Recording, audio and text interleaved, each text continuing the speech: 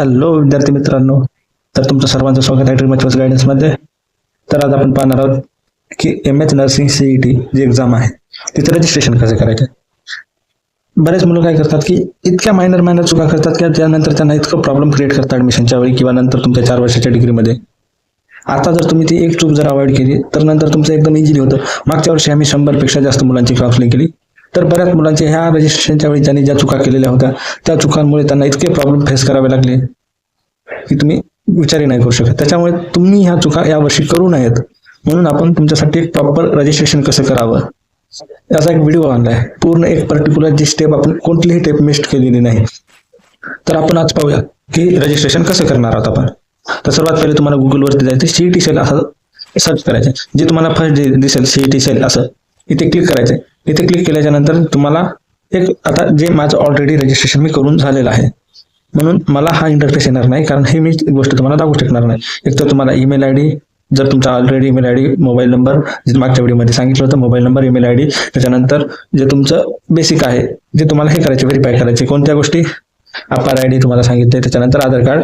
अपार ID जसं तुम्ही स्टेप करा, जर प्रोसीड केल्याच्या नंतर तुम्हाला एक काय होईल की तुमचा आधार कार्ड नंबर, 12 डिजिटचा आधार कार्ड नंबर असतो, तो आधार कार्ड नंबर टाकायचा. त्यानंतर तुम्हाला काय करायचं की एक OTP येईल, जे तुमचा आधार कार्डला लिंक जो नंबर आहे त्याला OTP येईल, तो OTP टाकायचा, डिजिलॉकर ॲप डाउनलोड करायचे, ते ओपन होईल. ओपन झाल्याच्या नंतर तुमचा अपार ID क्रिएट होईल. तो अपार ID क्रिएट झाल्याच्या नंतर तुम्हाला ते ॲज इट इज ची प्रोसेस केल्याच्या नंतर हे असा इंटरफेस येईल. कोणता? डायरेक्ट हा इंटरफेस येईल. इथे तुम्हाला काय करायचं बघा. आता पर्सनल डिटेल्समध्ये सर्वात पहिले तुम्हाला नाव टाकायचे. नाव कोणतं टाकायचंय? जे तुमचं 10वीच्या मार्कशीटवर जसं नाव आहे तसं हे वेगळं येईल. आपल्याला खाली तसं टाकायचं, पण इथे काय येईल, जे तुम्ही आधार कार्डवर किंवा अपार ID वर जे तुमचं आहे, जे तुम्ही आता स्टार्टिंगला आधार कार्डवर आहे, त्या ॲज इट इज नाव येईल, तुमची डेट ऑफ बर्थ आणि तुमचा आधार कार्ड नंबर, ह्या 3 गोष्टी ह्या ऑटोमॅटिकली येतील. त्यानंतर काय की जी तुम्ही आता अपार ID क्रिएट केली आहे ती तुम्ही कुठे तर नोट करायची किंवा कॉपी करून ठेवायची, ती तुम्हाला इथे पेस्ट करायची आहे. त्यानंतर तुमचा मोबाईल नंबर, जोही तुमचा मोबाईल नंबर असेल तो तुम्हाला मोबाईल नंबर, हा मोबाईल नंबर तुमचा, असं बऱ्याच जणांचं असतं की बंद पडलेलं, या नंबरला OTP येतो आणि जेणेकरून तुम्ही फ्युचरमध्ये तो नंबर यूज कराल, असा मोबाईल नंबर तुम्हाला यूज करायचा आहे. त्याच्यानंतर काय करायचं तुम्हाला, जे आता बघा इथे सर्वात मेन गोष्ट की तुमचं जे तुम्हाला SSC HSC मार्कशीट आहे. आता बरेच जण आता 12वीला आहेत, तर त्यांचं HSC मार्कशीट नसेल तर त्यांचं काय असेल, 10वीचं जे जे तुमचं मार्कशीट असतं बोर्डाने दिलेलं, त्याच्यावरती जसं तुमचं नाव आहे तसं नाव टाकायचं. मी ते हाईड केलेलं आहे कारण की पर्सनल दिलेलं असतात. हे फक्त मी माझा स्वतःचा फॉर्म भरला आहे, नाव वगैरे रिव्हील होऊ नये म्हणून मी केलेलं आहे. जे फादरचं नेम आहे, तुमचं फादरचं नेम टाकायचं. फादरच्या नेममध्ये बऱ्याच जणांचं कोणाच्या नंबर नावामध्ये राव वगैरे असतं, तसं राव किंवा जे तुमच्या मार्कशीटवर आहे तेच टाका. साहेब, राव असं काही तर नाव पुढे असतं. छोट्या चुका असतात त्या तुम्हाला इथे चुका टाकायच्या. आईचं नाव जे मार्कशीटवर आहे तेच नाव टाकायचं. त्याच्यानंतर तुमचं जेंडर, जे तुमचं जेंडर मेल असेल मेल, फिमेल असेल फिमेल. त्याच्यानंतर तुमचे रिलिजन कोणता, हिंदू, मुस्लिम, सिख, जे काय आहे ते तुम्हाला रिलिजन टाकायचे. आणि तुम्ही अर्बन आहात की रुरल आहात हे तुम्हाला टाकायचे. त्याच्यानंतर जे तुमची लँग्वेज आहे, आता बऱ्याच जणांची हिंदी, जी तुमची मदर टंग आहे ती मदर टंग टाकायची. आता तुमची नॅशनॅलिटी, ऑलमोस्ट मुलं हे नॅशनॅलिटी इंडियन्सच असते. काही जण असते जे येणार आहे त्यांच्यासाठी ते वेगळं असतं, तर तुम्हाला हे करायचं आहे, समजलं. त्याच्यानंतर जे तुमचं फॅमिली अॅन्युअल इन्कम आहे, आता माझं 50,000 ते 1,00,000पर्यंत आहे म्हणून मी तेवढं टाकलेलं आहे. आणि तुमचं मॅरिड स्टेटस, आता जे जर काही जण मॅरिड असतात आता अपेअर करतात, तर त्यांचं मॅरिड अनमॅरिड हे तुमचं हे फिल करायचे. त्याच्यानंतर कोणत्या, आता परमनंट ॲड्रेसमध्ये काय करायचं, पर्सनल डिटेल्स झाल्या. आता परमनंट ॲड्रेसमध्ये काय, ॲड्रेस लाईन, आता मी ॲड्रेस लाईन माझ्या अकॉर्डिंग जे तुमचा परमनंट ॲड्रेस आहे तो ॲड्रेस टाकून द्यायचा. हे तुमचे स्टेट महाराष्ट्रातले असाल तर महाराष्ट्र स्टेट, आणि जर बाहेर स्टेटचे असाल तर बाहेरच्या स्टेटचं टाकायचं. त्याच्यानंतर तुमचा जिल्हा आणि तालुका टाकायचा. जिल्हा आणि तालुका टाकायचे. जसं जसं तुम्ही महाराष्ट्र टाकलं तर महाराष्ट्रातले जिल्हे खालती येतील, आणि जर जिल्हा तुम्ही सिलेक्ट केला तर तालुका ऑटोमॅटिक येतो, आणि जर तालुका सिलेक्ट केला तर तुमचं विलेज ऑटोमॅटिक येतं. हे असं ऑटोमॅटिक होत राहतं जसं जसं तुम्ही स्टेप कराल तसं. त्याच्यानंतर तुमचा पिनकोड, जोही तुम्ही राहता, जे तुम्ही ॲड्रेस दिला आहे ते पिनकोड तुम्हाला ॲज इट इज टाकायचा आहे, समजलं. त्याच्यानंतर STD कोड, जर तुमच्याकडे असेल STD कोड तर टाकायचे, नसेल तर नाही. अल्टरनेट मोबाईल नंबर जर तुमच्याकडे असेल तर टाका, नसेल तर तुम्ही ॲज इट इज तोच मोबाईल नंबर कंटिन्यू करू शकता. ह्या झालं तुमचे ॲड्रेस. आता जर ॲड्रेस, आता कोणता, करस्पॉन्डन्स ॲड्रेस. जर तुम्हाला करस्पॉन्डन्स ॲड्रेस नसेल टाकायचा, हे तुमची चॉईसवर असते, करस्पॉन्डन्स ॲड्रेस टेस्ट ठेवायचा किंवा सेंड ठेवायचा, कसं ठेवायचं. तर मी ॲज इट इज जो माझा परमनंट ॲड्रेस आहे मी तोच ॲड्रेस करस्पॉन्डन्स म्हणून इथे क्लिक केलेला आहे, सेम ॲज परमनंट ॲड्रेस म्हणून माझ्या जे इन्फॉर्मेशन आहे ते ॲज इट इज आलेले आहेत बघा खाली, समज. त्याच्यानंतर खाली काय करायचं तुम्हाला, अदर डिटेल्समध्ये कोणतं, आता तुम्ही डोमेसाईल महाराष्ट्रातले असाल का, डोमेसाईल सर्टिफिकेट काढणं गरजेचं आहे. तुम्हाला नॅशनॅलिटी डोमेसाईल सर्टिफिकेट असतं ते काढून घ्या. तर इथे अगोदरच विचारले, माझ्याकडे आहे, मी डोमेसाईल महाराष्ट्राचा आहे म्हणून मी येस केलेला आहे. आता इथे सर्वात मेन चूक मागच्या वर्षी मुलांनी केलेली की मायनॉरिटी, तुमची लँग्विस्टिक मायनॉरिटी हिंदू मुस्लिम जी आहे, तुम्ही ऑलमोस्ट मुलांची नो असते, काही पर्टिक्युलर्स मुलं असतात ज्यांना माहिती आहे, घरी विचारा ज्यांची आहे त्यांनी, ऑलमोस्ट मुलांची नसते, पण मुलांनी काय केलं, यस केलं मायनॉरिटीमध्ये. आता जसं की कसं की आपले SC STचे जे मुलं असतात ते मायनॉरिटीमध्ये यस करतात, पण तिथे बऱ्याच जणांची मायनॉरिटी नसते. त्याच्यामुळे ही गोष्ट बऱ्याच मुलांनी काळजी घ्यायची आहे. आता पर्सन विथ डिसॅबिलिटी, जर तुमची हँडिकॅपचं सर्टिफिकेट असेल तर तुम्हाला, जर असेल तर यस करायचे, नसेल तर नो करायचे. आता तुमचं पासिंग इयर कोणतं आहे, 10वीचं पासिंग इयर. आता माझं मी हाईड केलेलं आहे, कारण मला दाखवणं गरजेचं वाटलं नाही म्हणून मी माझ्या डिटेल्स हाईड केलेले आहेत. आता 10वीचं पासिंग इयर आणि 10वीचे जे काही मला पर्सेंटेज आले होते ते पर्सेंटेज मी तर टाकलेले आहेत. त्याच्यानंतर काय करायचं, तुमचं जे बोर्ड होतं, आता माझं महाराष्ट्र स्टेट बोर्ड होतं म्हणून मी, काही जणांचं CBSE असतं सेंट्रल बोर्ड, तर तुम्ही तेही सिलेक्ट करू शकता. आता माझे SSC महाराष्ट्रातूनच झालंय. त्याच्यानंतर आता बघा मी इथे काय दिले, आर यू अपिअरिंग, किंवा जरा तुम्ही अपिअरिंग, जर तुम्ही आता बरेच मुलं काय 12वीला आहेत म्हणून ते रजिस्ट्रेशन करत आहे, पण माझं 12वी झालेलं आहे म्हणून मी काय करतोय की यस नो करतोय. तुम्ही अपिअरिंग असाल तर तुम्हाला खालच्या डिटेल्स येत नाहीत, यस करायचं, फक्त झालं, तुमचं काम संपलं. मग ज्यांनी रिपीटर किंवा ज्यांचं 12 2 वर्ष झाले 3 वर्ष झाले त्यांना खालच्या डिटेल्स काय, तुम्ही सिलेक्ट डिप्लोमा वगैरे पासिंग काय SSC आहात का, यस कोणत्या ह्याच्यातून, तर महाराष्ट्र बोर्ड, पर्सेंटेज किती मार्कापैकी, हे तुमचं झालं. आणि या तुम्ही ज्या सगळ्या गोष्टी बरोबर भरल्यात ते कन्फर्म, ह्या इन्फॉर्मेशन प्रोव्हाइड केल्यात, ह्या ॲक्युरेट आणि करेक्ट आहेत असं तुम्हाला एक स्टेटमेंट आहे, तुम्ही ॲग्री आहात का, यस, इथे सेव्ह आणि प्रोसीड करायचं. ही झाली तुमची प्रोफाईल क्रिएट. मग आता तुम्ही कुठलीही CET द्या, MST CET असो, MBA असो, कुठलीही CET साठी तुम्हाला ह्या एवढ्या इन्फॉर्मेशन, ह्या बेसिकच आहेत, ह्या भरणं गरजेचं आहे, समजलं. आता बघा, त्या पुढची प्रोसेस करण्या अगोदर मी तुम्हाला एक आपल्या मॉक टेस्ट बद्दल सांगतो, की जे आपण मॉक टेस्ट घेत आहोत, जे आपण गुगल क्लासवरती कॉम्बो बॅच आपण एक लॉन्च केलेलं आहे. त्यामध्ये तुम्हाला काय मिळणार आहे, एक मास्टर बुक जे आम्ही क्रिएट केले स्वतः, जे ड्रीम अचिव्हर्सचे फाउंडर आणि लीडर आहेत त्यांनी काय केलेलं आहे की एक मास्टर बुक क्रिएट केला आहे. त्याच्यामध्ये काय की 2500 MCQ, प्रत्येक विषयाचे 500 MCQ, एक्झाम सिलेबस ओरिएंटेड, जे सिलेबसमध्ये विचारलं जातं आतापर्यंत रेकॉर्डमध्ये आहे, त्याच बेसिसवरती आम्ही हे बुक बनवलेलं आहे. याच्यात 2500 MCQ आहेत, प्लस 10 प्रॅक्टिस टेस्ट आहेत त्याच बुकमध्ये. आणि परत आपण या बॅचमध्ये काय एक्स्ट्रा ऍड केले, 20 फुल मॉक टेस्ट. असं तुम्हाला वाटेल की आपण जे मॉक टेस्ट देतो की खरं CETची मॉक टेस्ट देतो, असं तुम्हाला वाईब मिळेल, असे आम्ही मॉक टेस्ट क्रिएट केलेले आहेत. तर त्या तुम्हाला मॉक टेस्ट जर द्यायचे असतील तर तुम्ही त्या देऊ शकता. त्याच्यानंतर काय की ज्या मागच्या 3 वर्षापासून ज्या CET सेलच्या ऑफिशियल झालेल्या आहेत, 5 म्हणजे मागच्या वर्षी 3, त्याच्या अगोदर 1 आणि त्याच्या अगोदर 1 अशा 5 टेस्ट झाल्या, त्याही 5 टेस्ट आम्ही तुम्हाला प्रोव्हाइड करणार. एवढंच नाही तर ह्या बॅचमध्ये अजून तुम्हाला काय की जे तुम्हाला थेरी कंटेंट लागेल ते थेरी कंटेंट, त्याच्यानंतर आपले जर 3 दिवसाला किंवा हप्त्यातून 3 वेळा आपले डाऊट सेशन होतात, ते डाऊट सेशन, तुम्हाला स्टडी कशी करायची, टिप्स वगैरे रेग्युलर तुम्हाला डे टू डे आमच्या टचमध्ये राहाल. असं नाही की एकदा रजिस्ट्रेशन केलं, इग्नोर केलं, झालं, टेस्ट अपलोड केला नाही.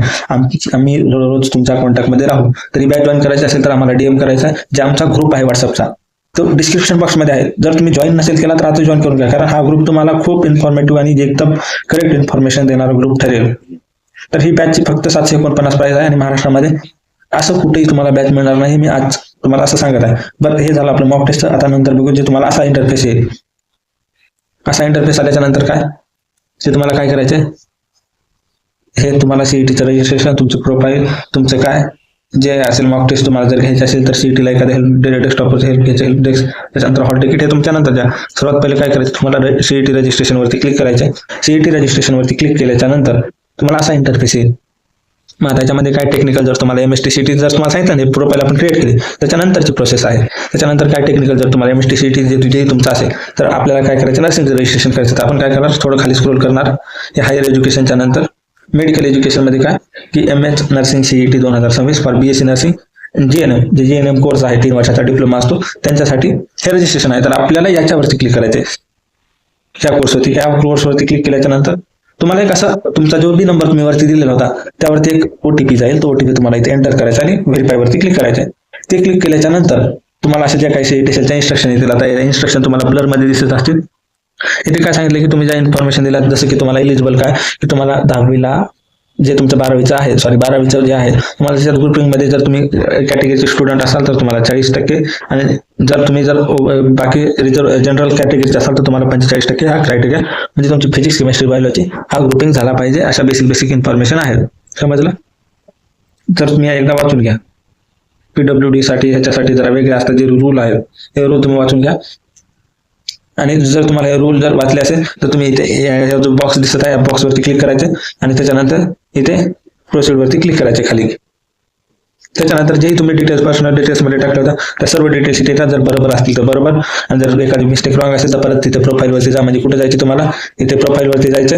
प्रोफाईलवरती जाऊन त्या एडिट करता येतं तुम्हाला. हे बघा, प्रोफाईलवरती जाऊन एडिट करता येतं. आता माझे इन्फॉर्मेशन मी बरोबर टाकलेत म्हणून मला काहीच गरज नाही करायची. तर मी प्रत्येक इन्फॉर्मेशन हे बघा जे आपण अगोदर टाकलं होतं ते इन्फॉर्मेशन आहे. आता इथे कसं माझा परमनंट आणि करस्पॉन्डंट ॲड्रेस सेम असल्यामुळे काय केलं मी, तो ॲड्रेस कंटिन्यू केलेला आहे. बरोबर, तर तुम्हाला जर चेंज करायचं असेल तर तुम्ही चेंज करू शकता. परत जाऊन मला काही चेंज करायची गरज नाही वाटली म्हणून मी सेव्ह आणि प्रोसीडवरती क्लिक केले. दोन्ही ठिकाणी ॲड्रेस आणि डिटेल्स. आता इथे बघा, इथे तुम्हाला काय डिसेबिलिटी माझी आहे, माझ्याकडे डिसेबिलिटी सर्टिफिकेट, पण मी नो केलेलं आहे कारण माझं तर थोडा वेगळा इश्यू आहे म्हणून मला ते करता येत नाही. त्याच्यानंतर ऑर्फन, जर तुम्ही अनाथ असाल तर येस करा, नसेल तर नो करा. त्याच्यानंतर जर तुमची कॅटेगरीमध्ये असाल तर इथे तुम्हाला असं येईल कॅटेगरी कोणती आहे, open, OBC, n t, VJ, NT2, NT3 जे असेल तुमचं ते क्लिक करायचं. त्याच्यानंतर मायनॉरिटी माझी नो आहे तर नो, मी सेव्ह आणि प्रोसीडवरती क्लिक केलंय. त्याच्यानंतर बघा आता क्वालिफिकेशन इन्फॉर्मेशन, कॅटेगरी इन्फॉर्मेशन तुम्हाला सांगितलं. जर आता तुमच्याकडे आता इथं बघा माझी NTC आहे तर मी NTC केलेलं आहे. आपली जात, त्याच्यानंतर काय, जर तुमच्याकडे कास्ट सर्टिफिकेट इथं अवेलेबल असेल तर अवेलेबल, नसेल अवेलेबल नॉट अवेलेबल. आणि जर तुम्ही अप्लाय केलं असेल तर अप्लाय करा. सगळ्यांनी जर अप्लाय बट नॉट रिसीव्ह मध्ये क्लिक करा, कारण माझ्याकडे सगळे डॉक्युमेंट अवेलेबल असल्यामुळे मी अवेलेबल केलं आहे. तर तुम्हाला काय करायचं आहे, या सर्व गोष्टी बघा. Non criminal, caste certificate, caste validity काढणं गरजेचं आहे. जर तुम्ही कॅटेगरीचे स्टुडंट असाल तर मी आहे, तर माझ्याकडे आहे. जनरलच्या साठी या नाही तर माझ्याकडे आहे. मी ज्या डिटेल्स होत्या माझ्याकडे, मायनॉरिटी माझं नो आहे तर नो, हे समजलं. त्याच्यानंतर तुम्हाला इथं सेव्ह आणि प्रोसीड केल्याच्या नंतर हा इंटरफेस येईल. कसं की जे आपण मार्क्स वगैरे टाकले होते ते बरोबर आहेत का, बरोबर नसेल तर तुम्ही एडिट करू शकता. तसंच तुम्ही सेव्ह आणि प्रोसीडवरती क्लिक केलं तर, आणि सगळ्या गोष्टी ॲग्रीड आहात तुम्ही, हे जे तुम्ही इन्फॉर्मेशन भरली ती करेक्ट आहे, याच तुम्हाला इंटरफेस येईल. त्याच्यानंतर सेव्ह आणि प्रोसीड केल्याच्या नंतर तुम्हाला काय करायचं आहे, एक बघा आता एक्झाम डिटेल्स. आता एक्झाम डिटेल्समध्ये काय, इथे काय करायचं तुम्ही की महाराष्ट्रातलेच आहात का, किंवा तुमचं इथे लँग्वेज कोणती. माझे इंग्लिश, मला इंग्लिशमध्ये पेपर पाहिजे तर मी इंग्लिश तर एस केले. आणि त्याच्यानंतर काय तुम्हाला प्रेफरन्स टाकायचं की पहिला जिल्हा जर तुम्हाला एक्झाम द्यायचा तर जिल्हा वाईज असतं की आता बऱ्याच जणांना वाटतं की नाही मी माझं शाळेजवळचं असं नसतं. जे तुमचा जिल्हा आहे एखादा, आता पर्टिक्युलर जे जवळचे जिल्हे आहेत जे तुम्हाला जाणं इझी वाटतं तो फर्स्ट प्रेफरन्स, सेकंड प्रेफरन्स तुमच्या ह्याच्या अकॉर्डिंग टाका. जर मला परभणी जवळ वाटतं तर मी परभणी, सेकंडला लावतो, थर्डला संभाजीनगर आणि फोर्थला नांदेड, मी असं टाकले. आणि जर तुम्हाला सीईटीचा ऑफिशियल मॉक टेस्ट पाहिजे असेल तर इथे लिंक दिलेली आहे, त्या लिंकवरती क्लिक करा. तुम्हाला सीईटी आता बघा आपण किती दिले, तुम्हाला 799 मध्ये किती काय काय दिले हे बघा. आणि सीईटी काय करते, एका टेस्टचे 100 रुपये घेते.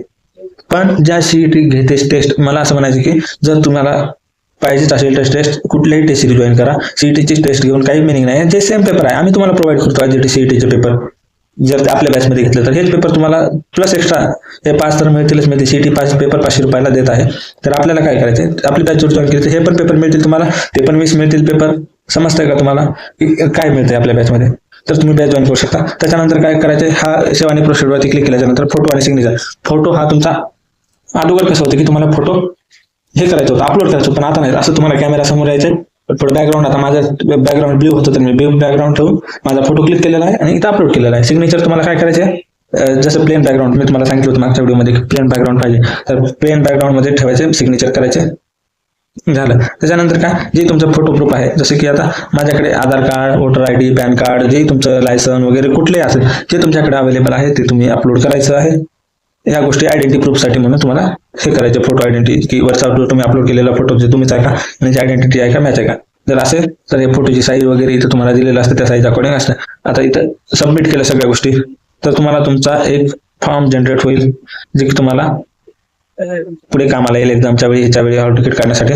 तर हा फॉर्म तुम्हाला जनरेट होईल. जर या सगळ्या गोष्टी बरोबर असतील तर बरोबर, जर एडिट करायचे असतील तर परत तुम्ही लास्ट आहे की यानंतर एडिट करू शकणार नाही हा फॉर्म. त्याच्यामुळे काय करायचे तुम्हाला की फॉर्म एडिट करायचा आहे. जर रॉंग इन्फॉर्मेशन असेल तर माझी सगळ्या इन्फॉर्मेशन बरोबर आहे, इथे खाली बॉक्सवरती येस करायचंय आणि इथं हे करायचंय, समजलं. त्याच्यानंतर आता काय तुम्हाला पेमेंट विषय, आता तुम्हाला पेमेंटला प्रोसीड करायचं का, हा इथे सबमिट केल्यानंतर हा येईल. त्याच्यानंतर तुम्हाला पेमेंटवरती प्रोसीड करायचं.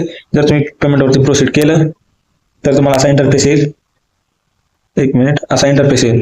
तर सगळ्यांना 1000 रुपये फीस आहे. जर तुमचे जे कॅटेगरीचे स्टुडंट असो, आता मी कॅटेगरीचा आहे म्हणून मला 1000 आला, जर मी जनरल असेल तर 1000च आहे मे बी, पण मी काही हे केलं नाही. मग इथे सिलेक्ट करून तुम्हाला काय करायचं, प्रोसीडवरती क्लिक करायचं. प्रोसीडवरती क्लिक केल्यानंतर आता तुमच्याकडे जे डेबिट कार्ड, क्रेडिट कार्ड असेल त्यांना, किंवा दुसरं काय असेल, तर माझ्याकडे काय होतं, पे UPI. Me UPI most of जण काय करतात की UPI पे करतात, त्याच्यामुळे मी सेकंड ऑप्शन चूज केलं, UPI.